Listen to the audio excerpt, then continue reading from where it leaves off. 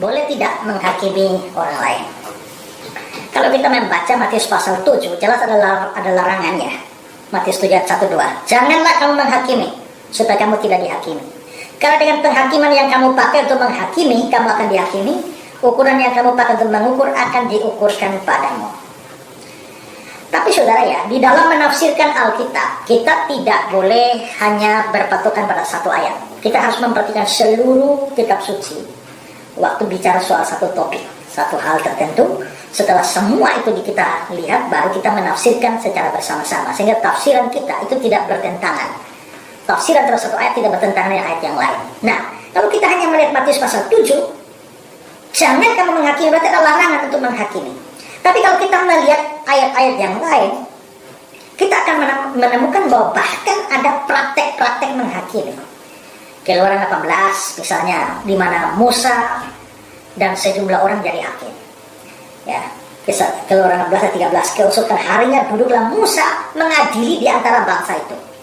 Juga 1 Raja-Raja pasal 3 ayat 16-28, kita lihat Salomo jadi hakim. Juga ada pemberian undang-undang untuk pengadilan dalam kitab suci perjanjian lama, misalnya di Keluaran 21 ayat yang ke-12 dan seterusnya, ya. Siapa yang memukul ayahnya atau ibunya pastilah dihukum mati. Siapa yang menculik seorang manusia, baik dia telah menjualnya, baik orang itu masih terdapat padanya, ya pasti dihukum mati. Siapa yang mengutuki ayah dan ibunya pasti dihukum mati. Itu ada undang-undang. Nah, bagaimana melakukan itu kalau tidak mengadili? Ya. Juga Yesus sendiri itu mengecam dan mengutuk orang-orang Farisi, ahli-ahli Taurat, orang-orang Saduki, dan ajarannya. Itu adalah penghakiman. Di Matius pasal 23, celakalah kamu, hai ahli-ahli Taurat dan orang Farisi, hai kamu orang munafik. Itu penghakiman. Kamu menutup pintu-pintu kerajaan surga depan orang, sebab kamu sendiri tidak masuk dan kamu merintangi mereka yang berusaha masuk. Celakalah kamu, hai pemimpin-pemimpin buta.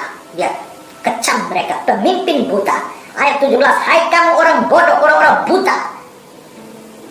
Itu penghakiman. Demikian juga Paulus mengutuk para nabi palsu dalam Galatia 1 ayat yang ke-6 hingga ayat yang ke-9, ya. Sekalipun kami atau seorang malaikat memberitakan kepada kamu suatu Injil yang berbeda dengan Injil yang kami beritakan, terkutuklah dia. Itu penghakiman, ya. Paulus memarahi jemaat Korintus karena sabar terhadap nabi-nabi palsu. Dia juga setuju dengan kecaman terhadap orang-orang Kreta dan memerintahkan Titus untuk tegur mereka.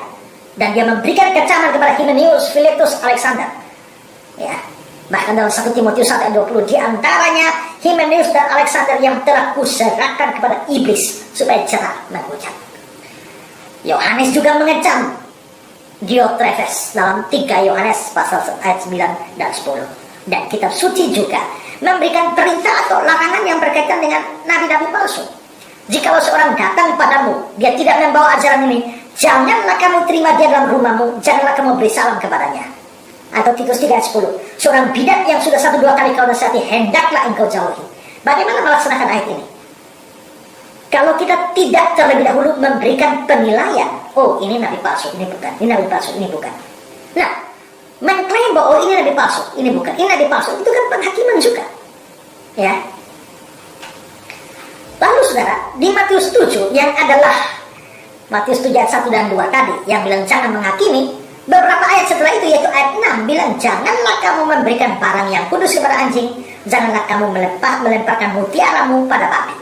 Ini kan anjing dan babi di sini tidak harfiah, maksudnya orang-orang yang tidak menghargai Injil. Janganlah memberikan barang yang kudus kepada anjing, jangan melemparkan mutiaramu kepada babi. Bagaimana saudara melakukan hal ini? Saudara harus mendeteksi mana yang anjing, mana yang babi. Oh, si A ini anjing, si B ini babi.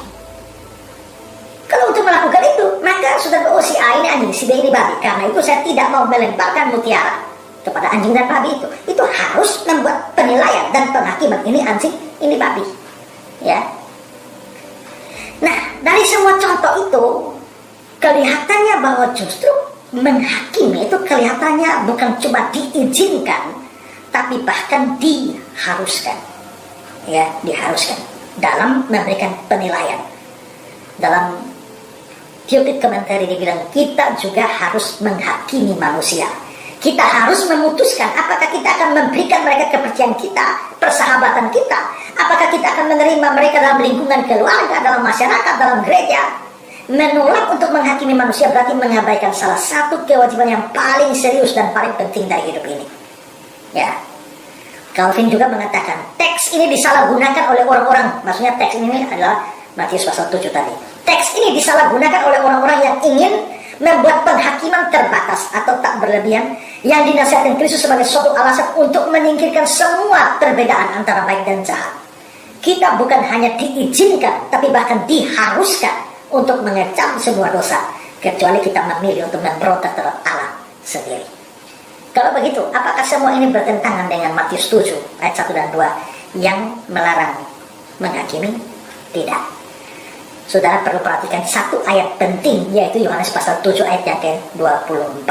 Ya, Yohanes 7 ayat yang ke-24, janganlah menghakimi menurut apa yang nampak, tapi hakimilah dengan adil. Hakimilah dengan adil, itu berarti bahwa mengizinkan terjadinya penghakiman, asal adil. Jadi, bagaimana menyimpulkan seluruh data ini? Bolehkah orang Kristen menghakimi? Pertama, boleh kalau adil. Kedua, tidak boleh kalau tidak adil. Itu saja. Nah, lalu muncul lagi pertanyaan, ya, bagaimana penghakiman yang adil dan yang tidak adil itu? Atau penghakiman yang tidak benar itu? Tidak benar misalnya penghakimannya didasarkan pada anggapan bahwa diri saudara sendiri yang benar. Atau penghakiman yang terlalu gampang, terlalu cepat menyalahkan orang lain sebelum mengetahui seluruh ceritanya.